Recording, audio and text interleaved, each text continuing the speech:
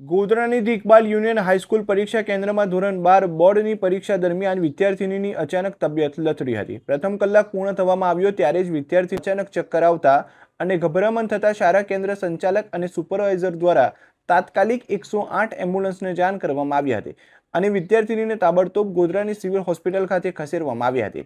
Civil હોસ્પિટલના ડોક્ટરે પ્રાથમિક સારવાર આપી વિદ્યાર્થીનીની સ્થિતિ સ્થિર કરી હતી। આ દરમિયાન ઝોનલ ઓફિસર પણ સિવિલ હોસ્પિટલ ખાતે પહોંચ્યા હતા। વિદ્યાર્થીનીનું ભવિષ્ય અને તેનું વર્ષ ન બગડે તે માટે ડોક્ટરની પરવાનગી અને વિદ્યાર્થીનીની ઈચ્છાશક્તિ જોતા સારવાર લીધા બાદ ઝોનલ ઓફિસર પોતે વિદ્યાર્થીનીને પોતાની દેખરેખ હેઠળ ફરી ઇકબાલ યુનિયન હાઈસ્કૂલ પરીક્ષા કેન્દ્ર ઉપર લાવ્યા હતા, જેથી તે પોતાનું પેપર પૂર્ણ કરી શકે। ઇકબાલ યુનિયન યુનિટ 2 માં એક કન્યા હતી, એને ચક્કર આવ્યા હતા, અનકોન્શિયસ થઈ ગઈ હતી।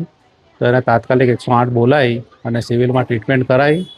ટ્રીટમેન્ટ કરતાં એને સારું લાગ્યું એટલે ફરીથી એને એક્ઝામ આપવા માટે લઈ જઈએ છીએ અને એને જ્યુસ અને જે એને ચક્કર આવે છે એના રીઝન ડૉક્ટર સાહેબની સૂચના મુજબ એને ફૂડ આપી અને અમે એક્ઝામમાં ફરીવાર બેસાડીએ છીએ।